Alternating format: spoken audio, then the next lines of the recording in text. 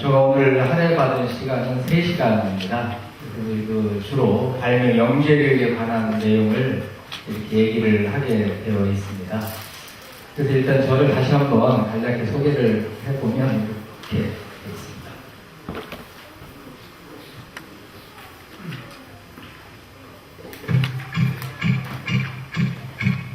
Do you hear me talking across the water, across the deep blue ocean, under the open sky? Oh my, baby, I'm trying.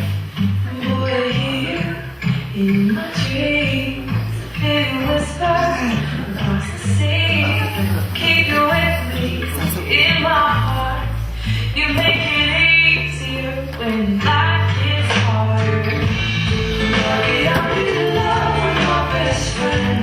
Lucky to have been where I have been. Lucky to be coming home again.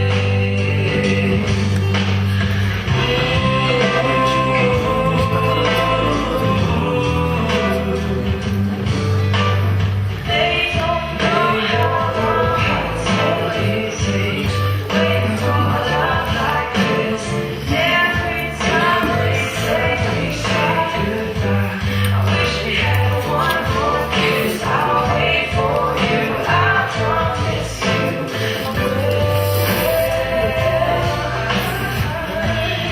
Lucky I'm in love with my best friend. Lucky to have been where I have been. Lucky to be coming home again.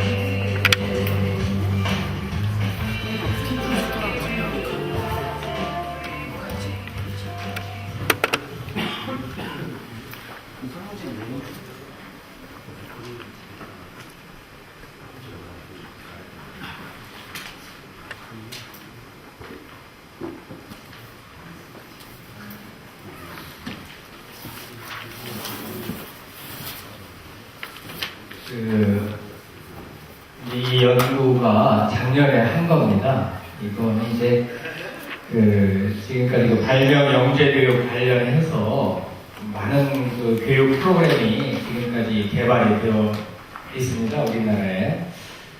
그래서 이 많은 교육 프로그램들을 한 곳에 모아보자. 이렇게 모아서 중복되는 내용이 뭐가 있는가, 또 부족한 부분이 뭐가 있는가, 이런 것들 분석을 하기 위한 연구를 작년에 수행을 했습니다. 그래서 그 결과물을 정리를 해서 여러분들한테 지금 책자로 이렇게 나눠드렸거든요. 거기에 보시면은 이게 무거워서 이거 어떻게 들고 가라고 이렇게 만들어 주시는지 모르겠는데요. 요게 작년에 개발된 겁니다. 이것이요. 그래서 초급부터 중급, 고급까지 이렇게 나눠져 있거든요. 그래서 이건 뭐냐면 지금까지 한 것을 쭉 정리를 분석을 한 결과물이고, 현장에서 여러 선생님들이 이걸 어떻게 활용할 것인가, 또 이걸 활용해서 발명교육을 어떻게 진행을 할 것인가, 그 안내서입니다. 네. 그래서 이제 지금까지 이제 우리나라 발명 영재교육 관련 결과물들을 쭉 보니까 한 11편 정도의 프로그램이 개발이 되어 왔습니다. 그런데 그 프로그램 한 개 수행할 때마다 이 발명 진흥회하고 특허청에서 투자한 돈이 5천만 원에서 1억 정도 됩니다. 프로젝트 한 건당. 그거가 이제 11개를 엮어서 이렇게 모아서 여러분들한테 CD도 들어있습니다. 어디 보면은 그 CD에 이 내용들이 다 들어있습니다. 이 책으로 된 것들이 다 들어가 있어요. 그래서 그걸 돈으로 따지면 적어도 몇 억 이상의 결과물이 그 CD에 다 들어있는 것입니다. 그래서 가만히 보니까 이 특허청이나 발명진흥회 여기는 일 보니까 이 교과부에 비해서 돈이 좀 많은 것 같아요. 그래서 매년 이렇게 용역도 발표하고 교재도 만들어내고 이렇게 또 선생님들을 모아서 선생님 모셔놓고 이렇게 강의도 하고 이런 기회가 많이 있는 것 같습니다. 정말 특허청하고 진흥회에서 투자를 많이 하고 노력을 많이 합니다. 그래서 이제 이 초등학교라든지 중학교의 교육과정 속에 이 발명교육이 이제 정식으로 많이 들어가 있습니다. 그것이 모두가 다 이쪽 그 진흥의 노력이라고 저는 생각을 합니다. 감사드립니다. 자, 그래서 제가 오늘 말씀드릴 것은 요 개요, 요 프로그램을 하게 된, 개발하게 된 개요를 이렇게 쭉 말씀을 드리고요. 그리고 이제 두 번째는 이제 이 내용 중에서 뭔가를 꺼내서 이제 실습을 하면 좋은데, 사실 여기서 이렇게 뭘 만들고 작동시키고 이러는 거가 사실은 쉽지가 않습니다. 선생님들한테요. 그래서 고민 하다가 이제 그 어떤 거를 말씀드리는 것이 여러 선생님들한테 재미있고 의미가 있을까 고민하다가 이제 발명 영재 교육의 당위성과 관련해서 이것을 왜 해야 되는가 이런 것들 중심으로 말씀을 드린다면 여러분들이 이제 그 현장에 가서 야, 정말 이러기 때문에 발명 영재 교육을 열심히 하지 않으면 안 되겠구나 그런 생각을 갖게 되실 것 같아서 그 정당성에 관한 얘기하고 또 이 개요하고 그 두 가지 정도로 말씀을 이렇게 드리려고 합니다.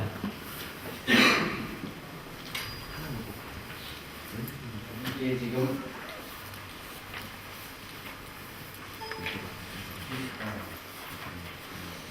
자 이제 나눔의 내용은 이제 주로 이런 것들입니다. 간단하게 지금까지 선행연금으로 분석하는 것이기 때문에 내용이 좀 까딱하고 그렇습니다.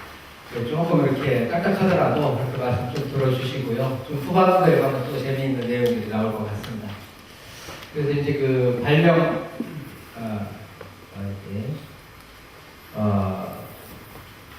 국내 분석하고 이런 것들이 이제 쭉 말씀을 드리고요. 그리고 이제 우리나라 그 발명 영재 교육이 어떻게 되어 있는가, 현황하고 문제점, 앞으로 어떻게 하면 될 건가, 그런 거시적 관점을 조금 살펴봐야 될 것 같아요. 선생님들이 그 영재 교육에 기왕 몸을 담그셨기 때문에 이런 현황 이런 것들을 한번 알아봐야 될 것 같고요. 그리고 이제 발명 영재 교육의 제일 구조화인데, 이것도 간단히 말씀드리겠습니다. 그래서 이제, 이게 잘 안 되나요? 지금까지 그 발명 영재 교육 프로그램이 11개가 있는데요. 그것이 뭐가 있냐면 2005년도에 처음으로 이렇게 개발이 된 게 있습니다. 발명부터 특허까지라는 이게 3종으로 충남대학교 최현 교수가 책임 연구해가지고 초, 중, 고급으로 이렇게 개발을 하는 게 있습니다. 근데 2005년도에 개발된 것이 그래도 우리나라에서는 이게 거의 처음이었거든요. 이때가요. 처음이었습니다. 그러다가 또 2005년도에 아주대의 유승현 교수가 해서 창의적 문제 해결 과정이라는 것을 또 개발을 하셨습니다. 그리고 2006년도에 경인교대의 이춘식 교수가 책임자가 돼가지고 정규 교과를 통한 발명 교육 프로그램 개발이라는 연구를 했습니다. 그리고 2006년도에 한국교육개발원의 서해 박사가 발명 영재 교육 프로그램을 개발을 이렇게 했습니다. 그리고 2008년도에 남현욱 청주교대 남현욱 교수가 창의적 문제 해결 과정이라는 프로젝트를 또 개발을 했습니다. 그러다가 2009년도에 4건이 개발이 되었습니다. 충남대 최규현 교수가 2009 발명 영재 교육 프로그램이라는 걸 개발을 했고요. 또 이병호 교수가 발명 특허 기초, 발명과 디자인, 발명과 문제 해결이라는 걸 개발을 했습니다. 그리고 2010년도 재작년에 발명 설계 프로세스 기반이라는 프로그램을 개발을 했고 지금 책자울에 나눠드린 것 붉은 것이 있거든요. 두꺼운 거 프로세스 그것이 바로 요 설계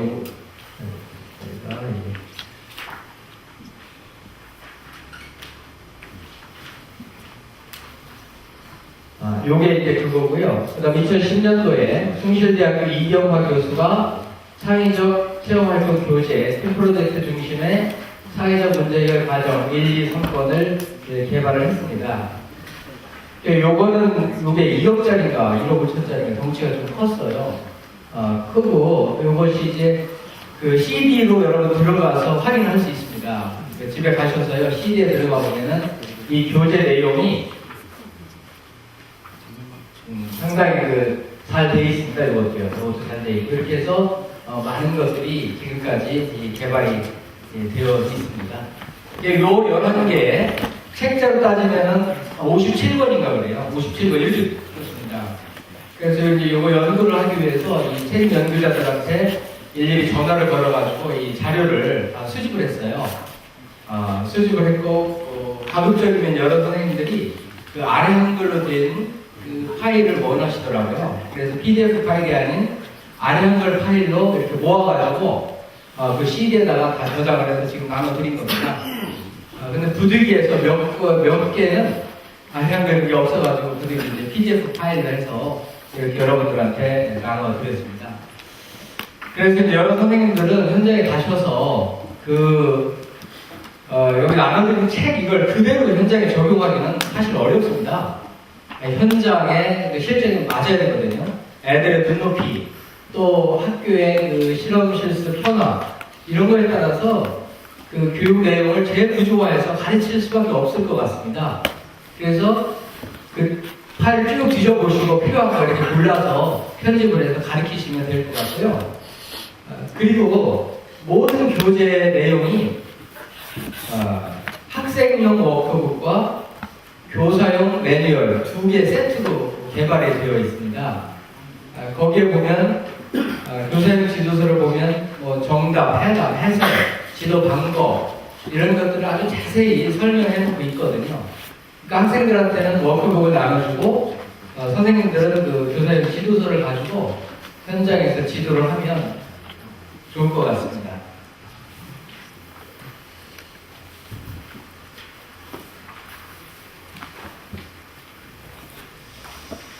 지금 이건 학문적인 거라서 선생님들 조금 관심이 없으실지 모르겠어요. 하여간 간단하게 말씀을 드리겠습니다. 그래서 어떻게 분석을 했냐 말이죠. 11개 57권이라는 그 교재, 많은 교재를 분석을 어떻게 했느냐 했는데요. 일단은 그 내용 표준이라는 거를 일단은 개발을 했습니다. 왜냐면은 지금 발리 영재 교육이 전국적으로 보면 지역에 따라서 뒤죽박죽 교육이 이루어지고 있거든요. 교사의 관심과 흥미에 따라서 어느 지역에서는 발령 문제 해결에 초점을 둬서 교육을 하고 있고 또 어느 지역에서는 과학 중심의 뭘 하고 있고 그리고 이제 초등학교하고 중학교하고 이런 내용의 차이, 차별 이런 것도 없는 것 같고 그렇게 되어 있어요. 그래서 전국적으로 선생님들이 표준적인 그 표준안을 만들어서 거기에 준해서 현장에 가르친다면은 좀 더 체계적으로 진행이 되지 않겠는가 그런 요구가 있었습니다. 그래서 그 표준안을 만들자 하는 게 이 연구의 첫 번째 목적이었습니다. 내용 표준안을 만들자. 지금까지 몇몇 학자들이 내용 표준을 만든다고 몇 분이서 이렇게 조그만 노력들을 한 자료들이 있거든요. 그런 걸 쭉 다시 분석을 해서 만들었는데요. 일단은 그 5개 영역으로 대영역으로 나누어 봤어요. 그게 뭐냐면 교재에 나올 것 같은데요. 여러분 꺼내보시죠. 보면 얇은 책이 있습니다. 이렇게 얇은 책입니다. 좌쪽에 보면 발매 영재 요인 및 발매 영재 교육 내용 표준 체계 책이 있거든요. 이게 보시면은 사쪽에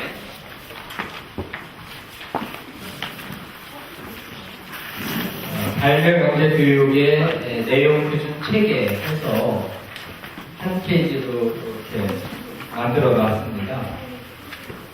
이제 첫 번째가 그 발명의 이해라는 대영역이 있고요. 두 번째는 리더십이라는 게 있습니다.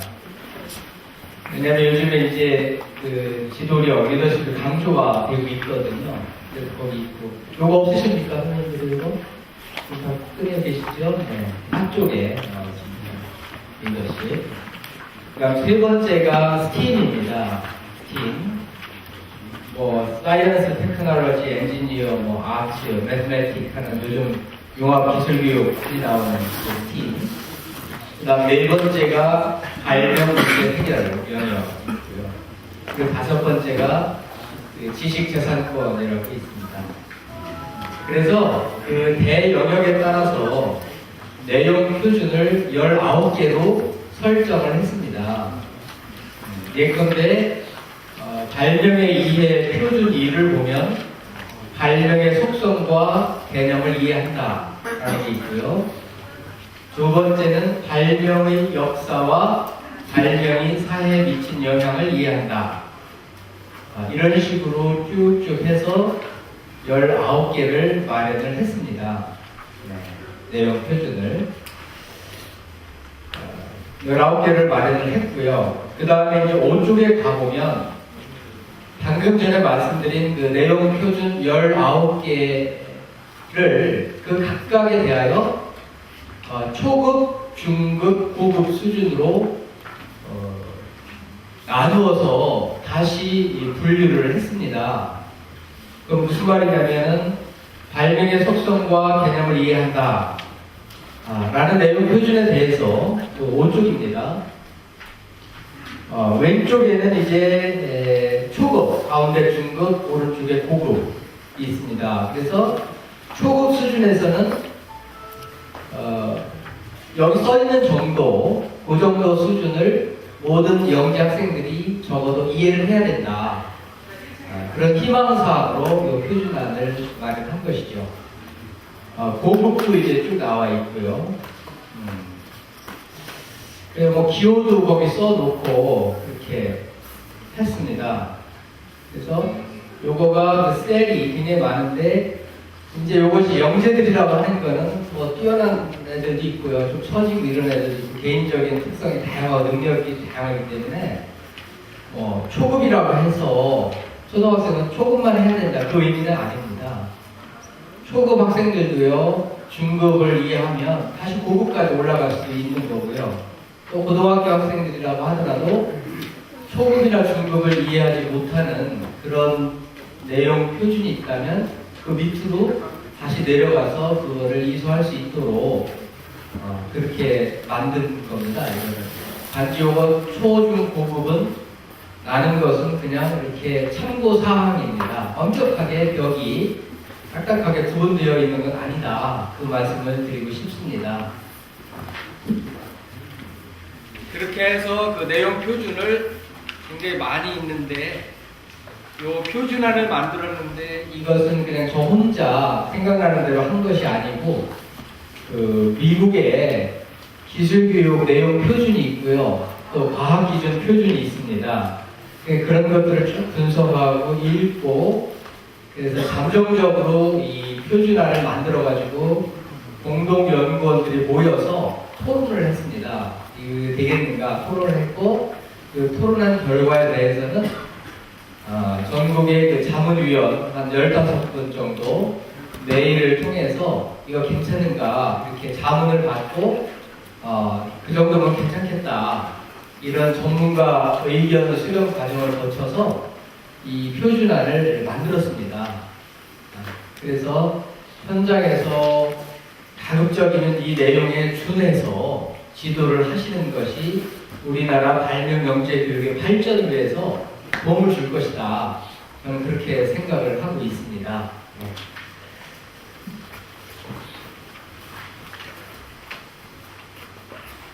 그 정도 이제 말씀드리고요.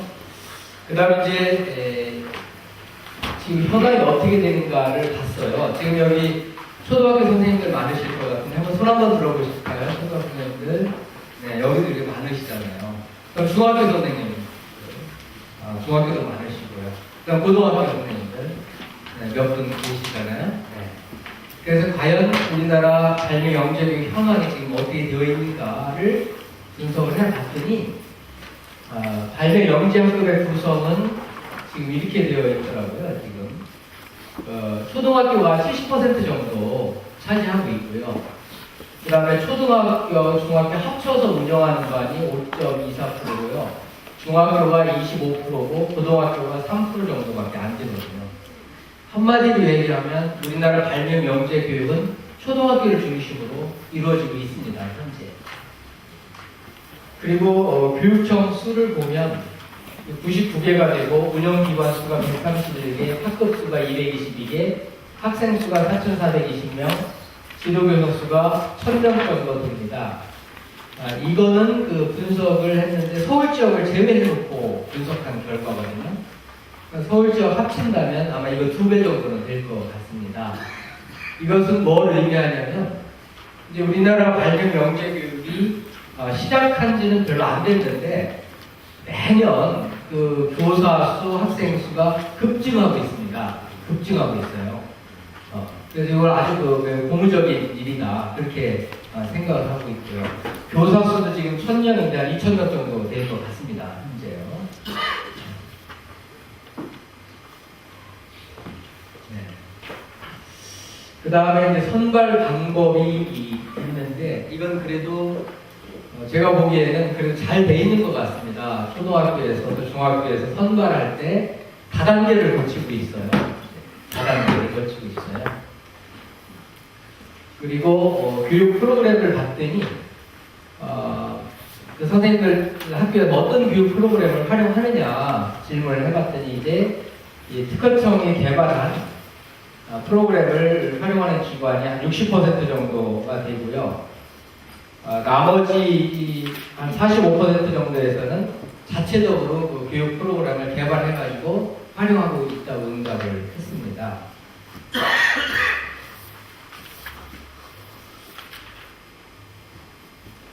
그리고 이제 문제가 뭐냐면 발명 영재 교육에 대한 이론적인 체계가 좀 미흡하다 생각이 되고요. 그리고 발명 영재를 위한 그 교육 목표가 분명하게 드러나 있지 않다라는 문제가 있습니다.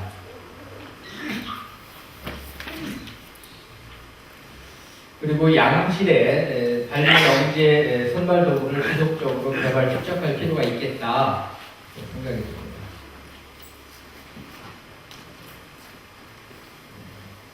그리고 발명 영재 교육의 가이드라인 역할을 해주는 내용 표준이 마련이 되어야 되겠다.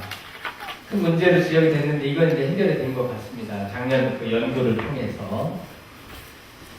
그리고 초등, 중등, 고등의 그 수직적인 연계가 아직 이루어져 있지 않다. 그런 문제가 있습니다.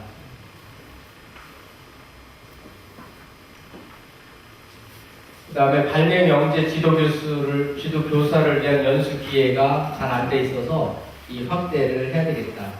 이 지능의학과 특허청이 계속 이렇게 건의를 하고 얘기를 하고 있어서 그래도 비교적 노력을 하고 있는 것 같습니다.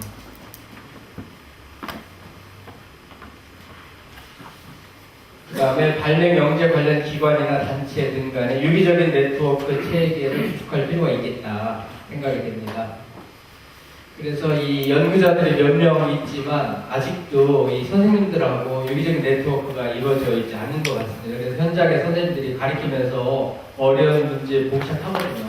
그런 걸 좀 물어보고 싶은데 어디에 문의를 해야 될지 그거 없어요. 그래서 이건 발명진흥회에서 나서서 이 전문가하고 선생님들하고 이렇게 네트워크를 만들어가지고 주소도 공유하고 이렇게 하고 그러면은 훨씬 더 발명 영재 교육 활성화에 도움이 될 거다 생각이 듭니다.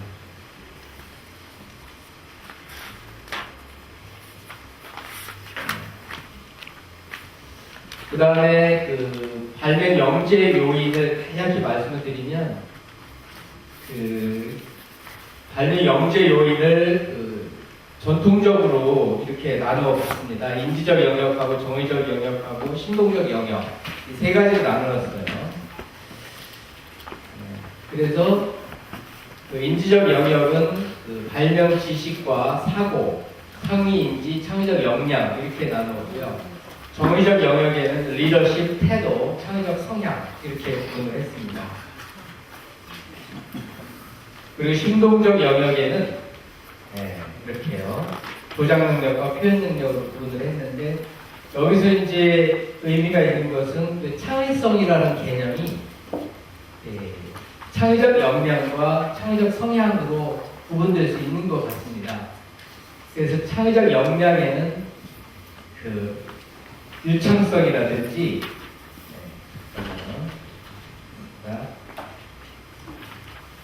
발명 지식에는 스팀 지식, 또 정보 처리 지식, 지식 재산 소양, 인문사회 예술 소양이 들어가고, 발명 사고에는 관찰 및 이해력, 분석 및 비판력, 종합 및 적응력, 유추 및 추론, 상위 인지에는 이런 식으로 인지인식, 점검, 평가, 지식, 창의적 역량에는 독창성, 유창성, 상상력, 정교성, 융통성, 이런 것들이 독창성, 유창성 이런 거는 파워라고 생각을 했습니다. 역량으로 본 거예요. 인지적 역량. 머리 좋은 사람이 좋은 아이디어 많이 내고 그런 거 보면 제한된 시간에 많이 내고 독특한 거 많이 내고 하거든요. 그래서 인지적 영역을 이렇게 못을 박았어요. 창의적 역량을. 그 다음에 발명 리더십에는 자기 관리, 건설적 사고, 공동체 배려, 의사소통 이런 걸 넣고요. 또 발명 태도, 흥미, 열정 이런 걸 넣었습니다. 발명 자신감, 가지 집착, 윤리의식 이런 걸 좀 넣었어요. 창의적 성향에는 이런 걸 넣고요. 그런데 지금 문제가 되는 게 우리나라 발명 영재 교육이 지나치게 이 인지적 중심으로 여전히 이루어지고 있다는 게 문제인 것 같아요. 선발도구도 보니까 인지적 영역으로만 이렇게 돼 있어가지고 똘똘하고 머리 좋고 이런 학생들 뽑는 것도 물론 중요하지만 그것보다도 발명에 대한 열정과 태도, 흥미 이런 것들이 굉장히 중요하거든요. 근데 지금 초등학생들 모아서 가르쳐보면 막 중도 탈락률이 많아요. 보면은 그 탈락률이 있고 그런 거는 이제 사회적인 흥미, 관심 이것도 좀 떨어져서 이것도 같고요. 그것보다는 애들 너무 머리로만 이렇게 모든 걸 해결하려고 하는 그런 게 있는 것 같고 학부모도 그런 것 같고 그래서 이 발명 자체에 흥미 있고 관심 있는 애들 태도 이런 것들이 중요하다고 생각이 듭니다. 그래야 가르치는 것도 즐겁고 편하고 그렇거든요. 선발도구 문항에서도 정의적 영역이나 심동적 영역 이런 것들을 강화를 해서 그런 학생들을 많이 뽑는 게 좋을 것 같아요. 그래서 이 세 개의 영역을 이렇게 구분을 해서 이것도 이제 그 타당화 과정을 거치긴 했습니다. 계속 말들이 많긴 하는데 제가 볼 때 이 정도면 무난하다고 저는 생각을 하고 있습니다. 그래서 발명 영재의 특성 요인을 요 정도 선에서 이렇게 받아주시고 하면 좋을 것 같습니다.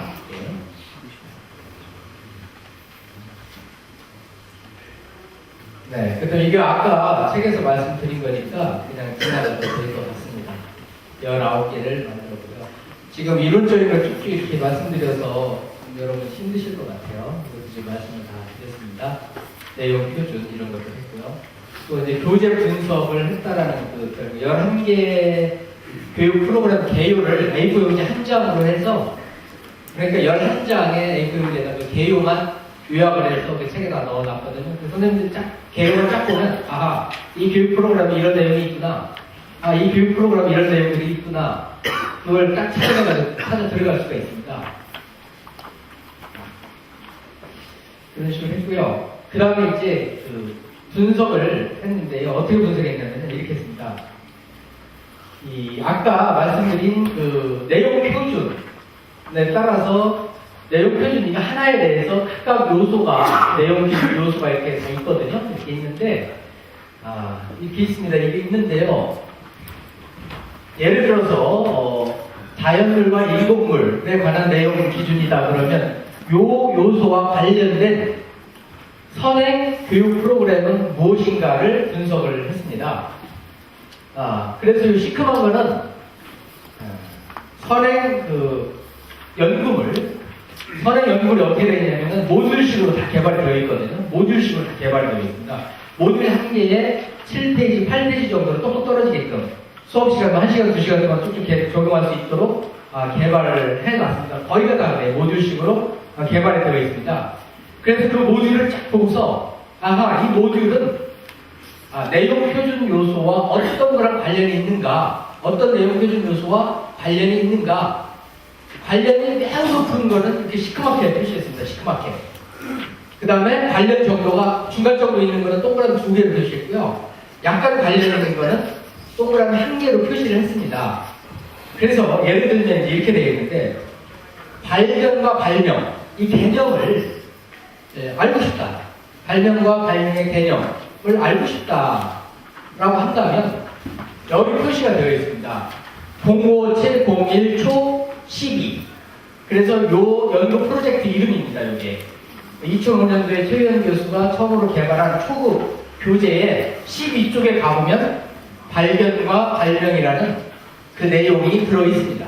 들어있어요. 그리고 또 여기에 들어가 보면 발견과 발명이라는 게 다 들어있어요. 그래서 이런 식으로 쭉 분석을 해봤습니다.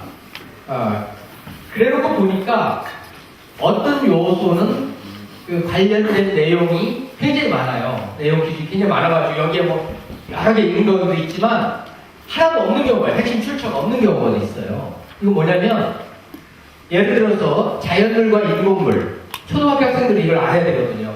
세상은 자연적인 물건과 인공물로 구성이 되어 있다는 그런 인식을 해야 되거든요. 초등학교 시기에는. 그게 이제 내용 표준에 처음에 들어가 있는데 쭉 분석을 해보니까 기존의 그 교육 프로그램을 아무리 뒤져봐도 그 내용이 들어가 있지 않아요.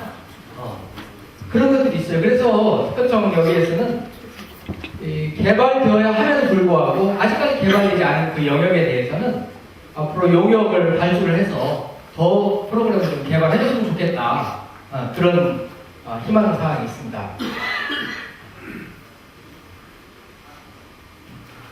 그런 식으로 분석을 축적했어요. 그리고 이제 예를 들어 내용 표준 오다 그러면 리더십을 발휘해 팀을 효율적으로 구성하고 운영한다 라고 했을 때 초급, 중급, 고급 보면은 여기 해당하는 핵심 출처를 다 적어놨습니다.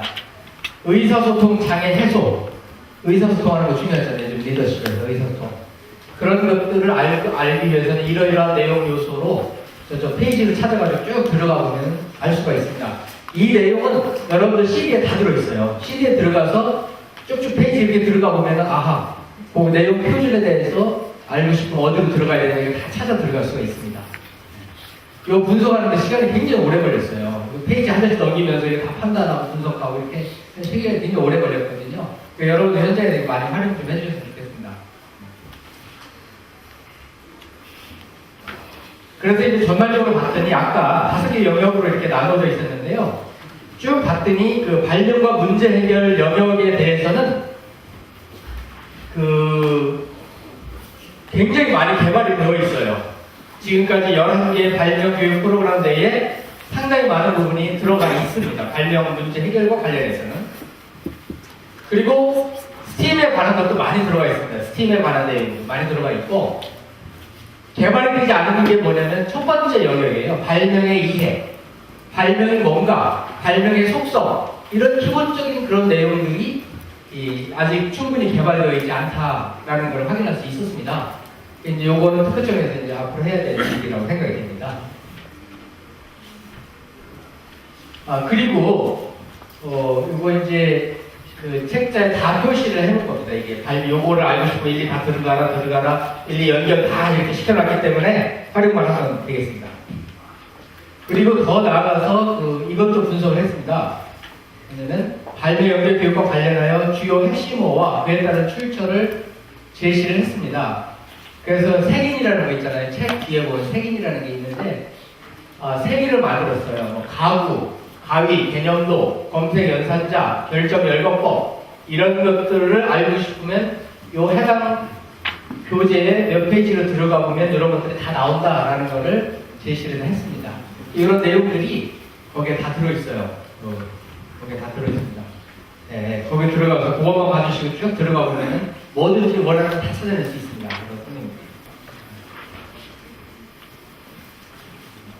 네. 그 다음에 이제 이건 뭐 다 생략하겠습니다. 교사학습 지도 이건 이제 예입니다.